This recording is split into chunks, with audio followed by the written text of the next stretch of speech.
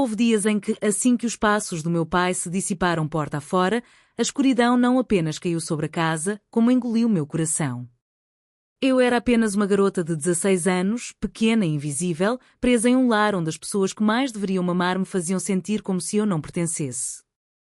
Minha mãe e meu irmão não eram protetores, eram meus algozes, usando suas palavras e ações para me derrubar, para me destruir aos poucos. Eu me esforcei tanto para ser a filha que minha mãe queria, um espelho do meu irmão, seu filho de ouro. Mas não importava o que eu fizesse, não importava o quanto eu mudasse, eu sempre era errada. As críticas constantes, as comparações desagradáveis, as tarefas intermináveis que me impunham destruíam meu espírito todos os dias. Mas e se eu te dissesse que houve um momento em que decidi que já era o suficiente? Um momento em que capturei a verdade diante das câmaras e um vídeo mudou tudo. Será que esse vídeo pode ser a chave para me libertar de anos de dor? Para finalmente ser vista, ouvida e protegida? Antes de começarmos, deixe um comentário e nos diga de qual cidade você está assistindo. Aproveite o vídeo. Esta é a minha história, uma jornada entrelaçada em amor, dor, esperança e desgosto. Junte-se a mim enquanto eu te levo pelas sombras do meu passado e pela luz que lutei tanto para encontrar. Crescer na minha família foi como andar numa corda bamba incrivelmente fina, sem rede de segurança por baixo. O amor da minha mãe, ou o pouco que havia dele, nunca foi para mim. Desde o início, ficou claro que ela tinha um favorito, meu irmão mais velho. Para ela, ele era perfeito, charmoso, atlético, inteligente e incondicionalmente adorado. Enquanto isso, eu era a sombra. A sombra inconveniente que ela nunca pediu. Eu era apenas o eco da sua decepção, a lembrança do que ela não queria. Na escola, quando outras crianças falavam de suas famílias com sorrisos calorosos, eu engolia a amarga verdade de que, em casa, eu era invisível, exceto quando precisavam de alguém para culpar ou mandar. Minha mãe nunca se preocupou em esconder isso. Seu favorito era óbvio na maneira como ela elogiava cada conquista do meu irmão, cada gol marcado, cada nota boa, enquanto qualquer sucesso meu era recebido com um suspiro ou uma crítica áspera. Ainda me lembro da dor daqueles momentos, quando eu ficava ao lado do filho dela tentando imitá-lo, na esperança de que, se eu agisse como ele, soasse como ele, talvez ela me visse de forma diferente. Mas seu olhar sempre me ignorava, fixando-se apenas nele, o menino de ouro. Qualquer coisa que eu fizesse que se parecesse com ele só parecia irritá-la ainda mais. Eu me sentia tão sozinha, não só por causa do silêncio, mas porque a única pessoa que deveria me abraçar fazia questão de que eu nunca me sentisse desejada. Minha mãe criticava minha aparência, zombando da minha magreza e dos meus óculos. Porque você não pode ser mais como seu irmão? Ela dizia, como um eco amargo em meus ouvidos que nunca se apagava. Ela me forçava a comer pratos cheios de carne, avisando que eu nunca seria desejável de outra forma. A ironia cruel era que eu só odiava meu corpo quando ela o transformou em um campo de batalha. Houve dias em que usei as roupas velhas e largas do meu irmão, escondendo não apenas o meu corpo, mas também a dor que sentia por dentro. Aprendi a me encolher, a me tornar pequena o suficiente para ser ignorada. Mas, por dentro, a dor se acumulava, uma mistura de rejeição, confusão e um anseio desesperado pelo amor de uma mãe que eu sentia que nunca conseguiria conquistar. E então havia meu pai, meu consolo silencioso na tempestade. Ao contrário da minha mãe, ele nunca exigiu que eu fosse outra pessoa além de mim mesma. Ele me tratava com respeito e gentileza, nunca me comparando ao meu irmão. Seu amor era uma tábua de salvação, mas suas ausências, longas viagens de trabalho que pareciam intermináveis, me deixavam exposta às ondas implacáveis de negligência e crueldade quando ele estava ausente.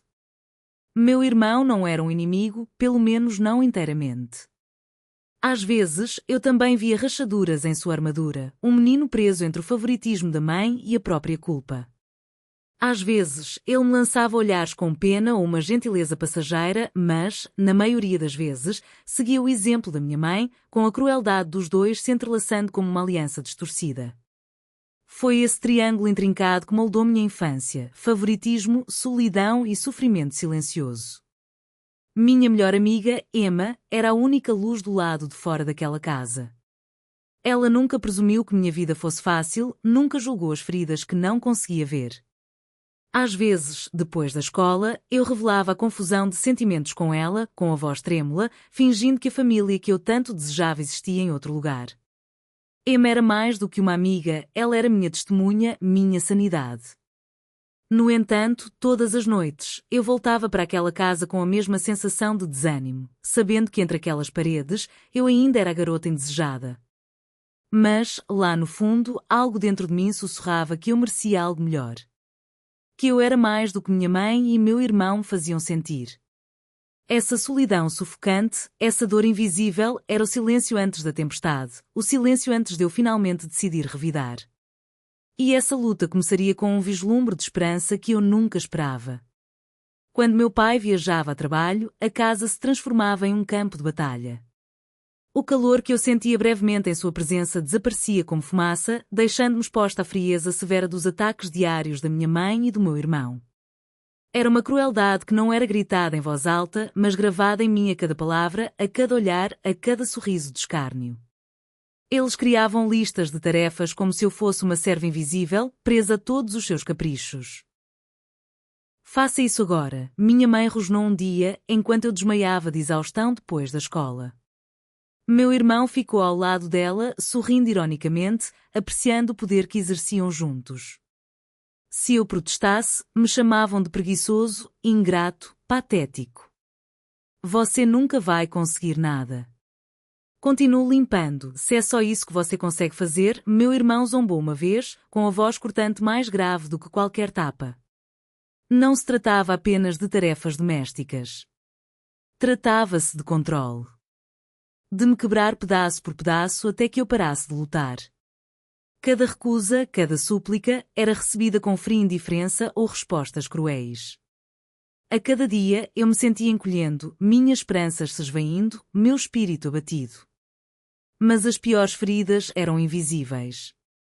Na escola, eu me destacava academicamente, estava em turmas avançadas, me esforçando cada vez mais para encontrar um lugar ao qual pertencesse. No entanto, a pressão crescente em casa se refletia nas minhas notas.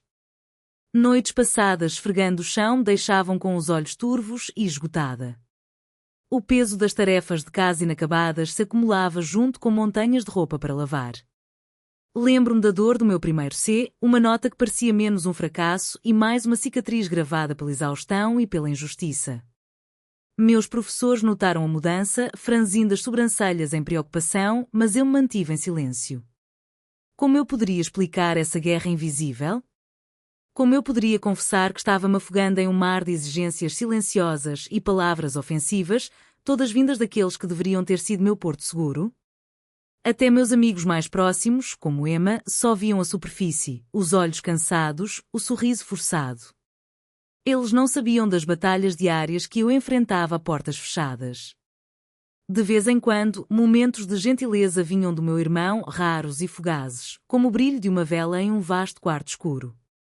Mas esses momentos eram vítimas do olhar atento da minha mãe e desapareciam rapidamente, engolidos novamente pela dura realidade do favoritismo e do controle. Havia noites em que eu ficava acordado, olhando para o teto, com a mente fervilhando de perguntas sem resposta. Por que eu era o alvo? O que eu tinha feito para merecer aquilo?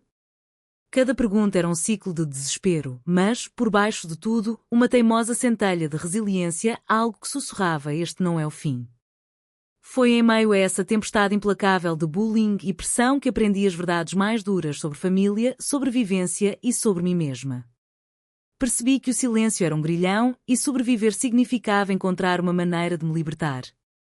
E então comecei a procurar por aquele raio de luz além das sombras da minha casa, algo em que me agarrar, algo que me desse esperança.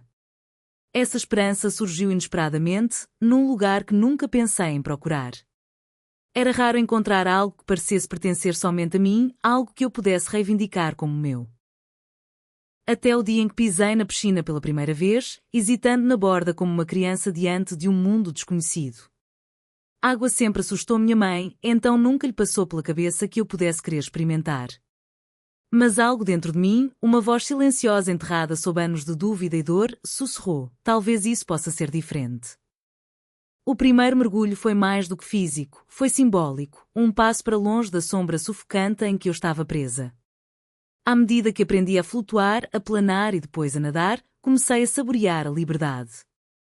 Cada braçada era uma declaração, eu era mais do que diziam que eu era. Mais do que a garota escondida atrás de roupas largas e lágrimas silenciosas. Minha treinadora, a Sra. Ellen, notou algo em mim antes de qualquer outra pessoa. Você tem um ritmo natural, ela me disse depois do treino um dia, com a voz calorosa e encorajadora.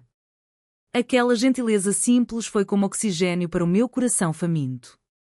Pela primeira vez, alguém acreditou em mim, não porque eu tinha aparência ideal ou correspondia a um padrão, mas simplesmente por quem eu era. Meus companheiros de equipe se tornaram um novo tipo de família. Eles comemoravam cada pequena vitória, nunca me comparavam aos outros e me incentivavam a acreditar que eu podia melhorar. Até a Emma me incentivava, orgulhosa de me ver brilhar pela primeira vez em anos. Com a natação, meu corpo começou a mudar de maneiras que eu jamais imaginara serem possíveis. Os músculos que eu antes não tinha se formaram lentamente sob a minha pele e, a cada quilo ganho, minha confiança aumentava. Não se tratava mais de me encaixar nos ideais de ninguém, tratava-se da minha própria força, da minha própria alegria.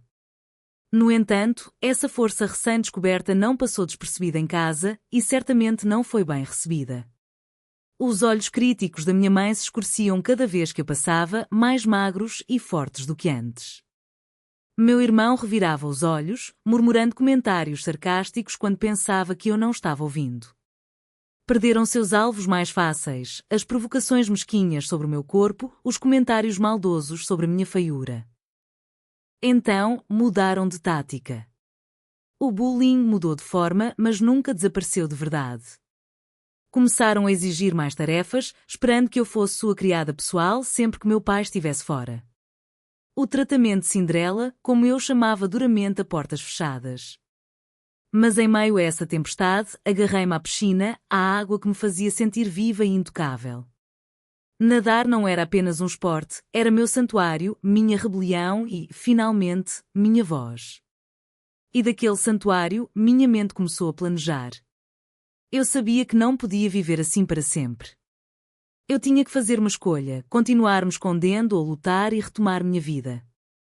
O peso do silêncio tornara-se insuportável.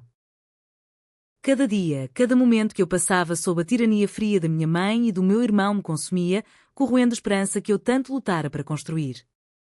Certa tarde, depois de terminar uma montanha exaustiva de tarefas que me deixaram esgotada demais para me concentrar nos estudos avançados, uma percepção devastadora me atingiu. Eu não aguentava mais aquilo sozinha. Era hora de parar de me esconder, de parar de fingir. Eu não sabia bem como começar, como garantir que meu pai entendesse a verdade. Uma verdade escondida sob anos de sorrisos, mentiras e mentiras cuidadosamente elaboradas. Foi então que tomei a decisão. Eu os registraria. Capturaria cada palavra cruel, cada ordem injusta. Eu reuniria as evidências que minha voz sozinha não conseguiria transmitir. Guardei meu celular e escondi a lente no canto do quarto. Senti meu coração bater forte a cada batida e cada palavra áspera que me dirigiam. Minha mãe entrou com suas exigências de sempre e meu irmão logo se intrometeu com insultos mordazes. Eles não sabiam que eu estava observando e, pela primeira vez, eu tinha poder, não sobre eles, mas sobre a verdade. Quando o vídeo finalmente foi enviado para o meu pai, minhas mãos tremeram, tanto de medo quanto de uma força recém-descoberta. Preparei-me para a descrença, para a traição, para a possibilidade de que até ele pudesse ignorar o que eu estava lhe dizendo. Mas, em vez disso, sua resposta foi rápida e protetora, uma ordem para me trancar, uma promessa de que ele voltaria para casa imediatamente. Ouvir o carro dele entrando na garagem foi uma mistura de alívio e pavor. Escondi-me a silêncio, ouvindo o confronto acalorado que se desenrolava do lado de fora do meu quarto. Sua voz era ríspida, exigindo respostas, rompendo a fachada que minha mãe e meu irmão haviam criado. Súplicas se transformaram em acusações, desculpas se dissolveram em duras verdades. Fiquei em silêncio, sobrecarregada, mas decidida. Então, ouvi o som que tanto ansiava, mas nunca de fato esperava. Minha mãe fazendo as malas, soluçando histericamente, forçada a ir embora com meu irmão. A casa, antes sufocante, parecia diferente, mais silenciosa, de um jeito que sugeria mudança. Meu pai me encontrou então, com os olhos pesados de exaustão e desgosto. Você está segura agora, sussurrou. Essas palavras se tornaram minha âncora. Pela primeira vez, senti um lampejo de paz em um mundo que antes era tomado pela tempestade. Mas mesmo com o alívio me inundando, o caminho à frente estava longe de ser tranquilo. O que estava além daquele momento de confronto testaria os limites dos laços familiares e desafiaria tudo o que eu pensava saber. A tempestade havia passado, mas as consequências me deixaram mergulhada num mar de emoções que eu não conseguia navegar facilmente. Alívio misturado à culpa. Liberdade misturada à solidão. Minha mãe e meu irmão se foram, mas suas sombras permaneciam, gravadas em cada canto do meu coração e mente. Os telefonemas dos meus avós foram o primeiro golpe. Suas vozes, ásperas e acusadoras, ecoavam pelo receptor como um trovão. Você é uma maldição para esta família, cuspiram, culpando-me pelo colapso do que chamavam de uma vida perfeita. Disseram que eu era ingrata, que minha mãe havia arriscado tudo ao me trazer a este mundo, apenas para eu traí-la. Cada palavra atingia como uma faca, aprofundando ainda mais a dor. Por um momento, questionei-me, eu era realmente a vilã que me pintavam? Mas lá estava meu pai. A única pessoa que se manteve firme em meio ao caos. Quando ele olhou para mim, não vi decepção ou culpa, apenas amor e tristeza.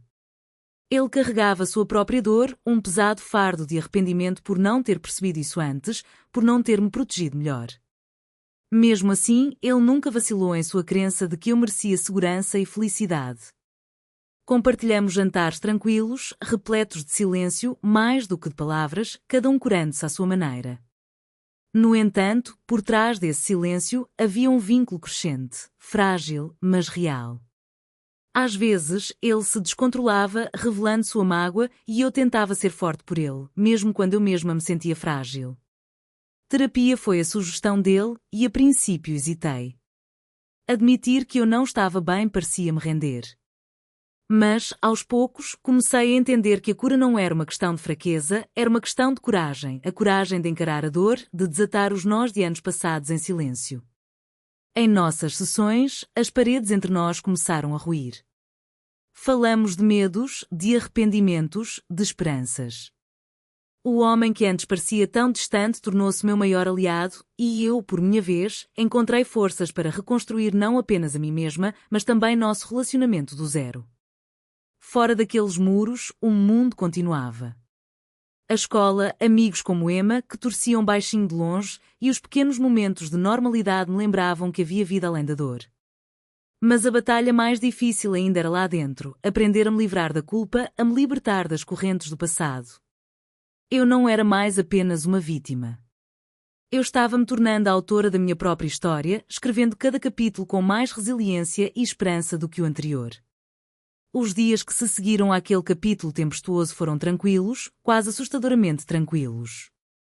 Minha mãe e meu irmão partiram, fazendo as malas com pouco mais que raiva e silêncio. A casa parecia espaçosa, mas também vazia, como estivesse esperando uma nova história se desenrolar dentro de suas paredes. A terapia se tornou minha tábua de salvação. 2 vezes por semana, eu me encontrava com a Dra. Collins, uma mulher gentil cuja paciência e força serena gentilmente traziam minhas emoções emaranhadas à tona. No início, eu me debatia, as palavras pareciam pesadas, as lembranças, agudas e indesejadas. Mas, aos poucos, aprendi a desfazer os nós de dor e traição que me prendiam há tanto tempo. Ela me ajudou a nomear os medos que se escondiam em meu coração, a culpa que eu carregava por ter separado minha família, os anos me sentindo inferior, a raiva fervendo sob minha aparência calma. Com o tempo, comecei a frequentar sessões com meu pai também. Nossa terapia conjunta foi estranha no início, uma mágoa silenciosa persistia entre nós, as cicatrizes de anos perdidas no silêncio. Mas cada encontro ia quebrando a barreira da dor não compartilhada. Eu vi um lado do meu pai que eu não conhecia, seus próprios arrependimentos, seu desejo feroz de me proteger agora mais do que nunca. E ele viu minha força silenciosa, a determinação feroz que me sustentou. Fora da sala de terapia, a vida começou a brilhar com novas cores. Meu corpo, antes frágil e fraco, ficou mais forte com a natação. Minha mente, antes nublada pela dúvida, começou a clarear. Amigos como Emma e minha treinadora, Sra. Ellen, tornaram-se pilares de incentivo e sua fé em mim alimentou a minha. No entanto, a cura não era um caminho reto. Houve dias em que duvidei de mim mesma, momentos em que velhas vozes tentaram me puxar de volta para a escuridão. Os telefonemas dos meus avós, as lembranças de palavras duras, a solidão de reconstruir a partir das ruínas, tudo isso testou a frágil paz que eu estava construindo. Mas a cada desafio eu me lembrava, eu não sou a criança que eles se recusaram a ver. Eu sou a mulher que escolheu se reerguer, reescrever minha história com coragem e graça. Meu pai e eu agora compartilhamos não apenas uma casa, mas uma parceria, uma nova família costurada a partir dos fragmentos de uma confiança quebrada, tecida com fios de amor, esperança e resiliência. Os papéis do divórcio foram assinados, encerrando um capítulo doloroso e abrindo a porta para o futuro com o qual ousei sonhar. Ao olhar para o futuro, vejo um horizonte não definido pela dor, mas pela possibilidade. Estou resgatando minha voz, meu poder e, mais importante, a mim mesma. Muito obrigada por dedicar seu tempo para assistir a este vídeo. Seu apoio significa muito para mim. Se você achou esta história significativa, curta, compartilhe com quem possa se identificar e inscreva-se no canal para mais histórias emocionantes como esta. Não se esqueça de deixar um comentário abaixo. Suas ideias e feedback nos ajudam a crescer e a criar conteúdo que realmente ressoa. Juntos, podemos construir uma comunidade de compreensão e força. Obrigada novamente por estar aqui.